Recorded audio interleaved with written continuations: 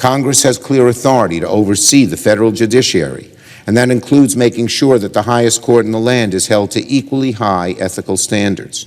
So I support Chairman Durbin and the Judiciary Committee's efforts to advance SCOTUS ethics reform and look forward to working with them on this issue.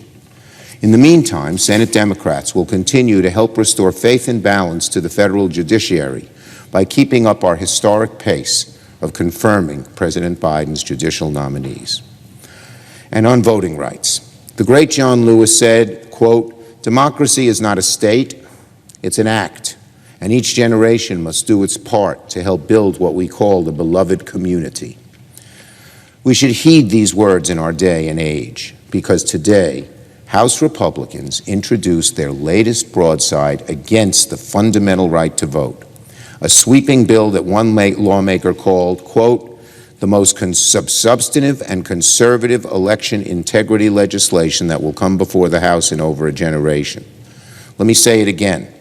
The most substantive and conservative election integrity legislation that will come before the House in over a generation. Democrats here in the Senate will never allow such a terrible proposal to become law. And very soon, we will once again move to bring real, much-needed voting rights legislation before Congress. People think that the attacks against democracy came and went on January 6th. Unfortunately, sadly, that is not true.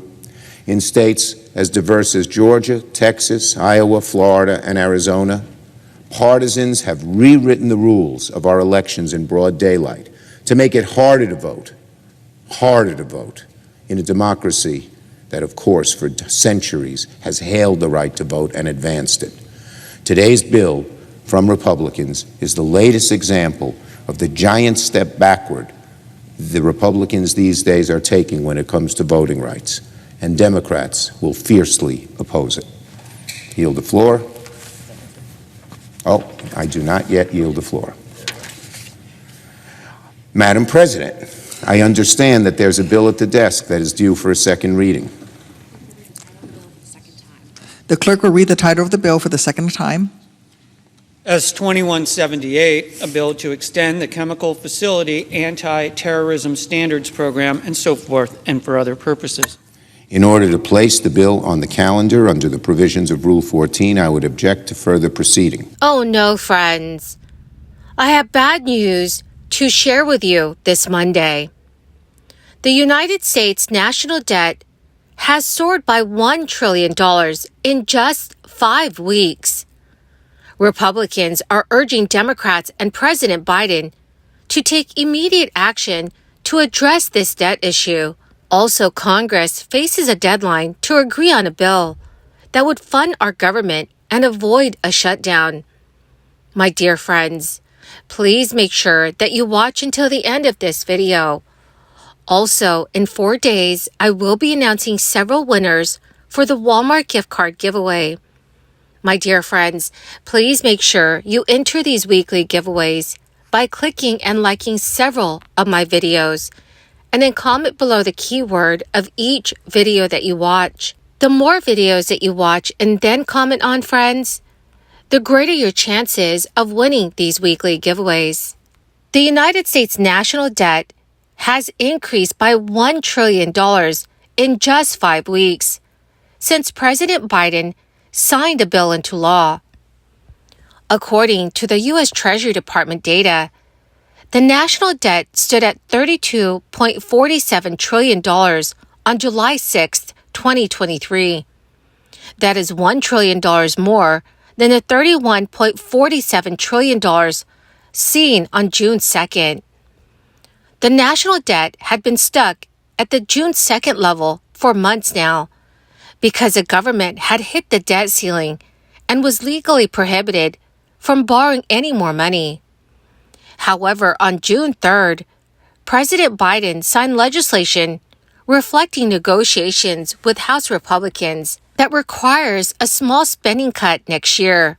With no debt ceiling in effect, federal borrowing jumped more than $350 billion in one single day. That quick increase reflected pent-up demand for borrowing that the government delayed, while the debt ceiling was being negotiated.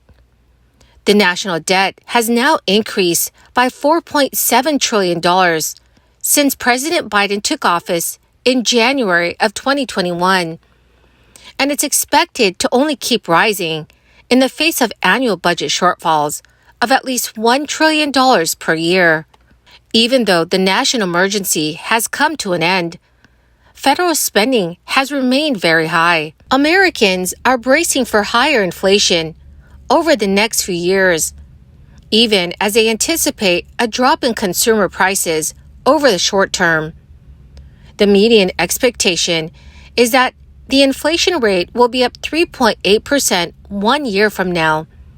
That is down from a high of 7.1% recorded in June 2022.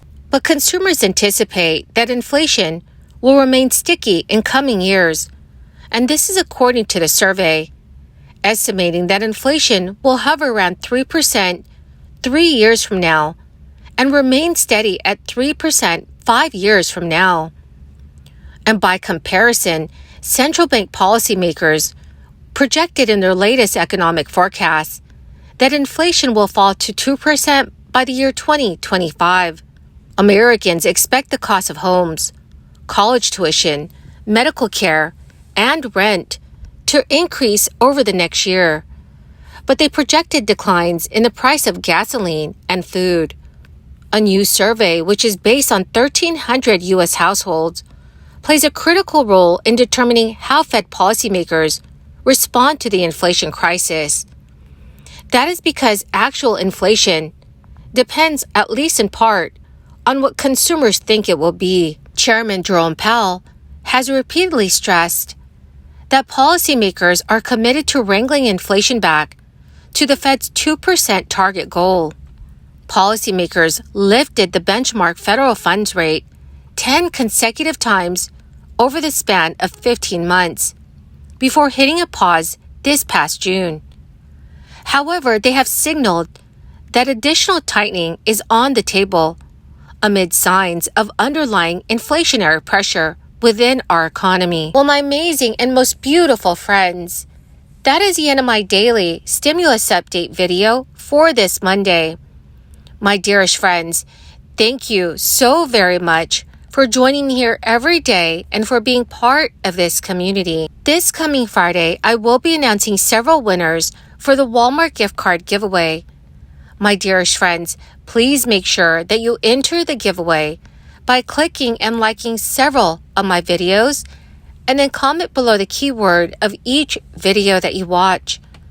The more videos that you comment on, dear friends, the greater your chances of winning the giveaways. Thank you and have a wonderful and very blessed week.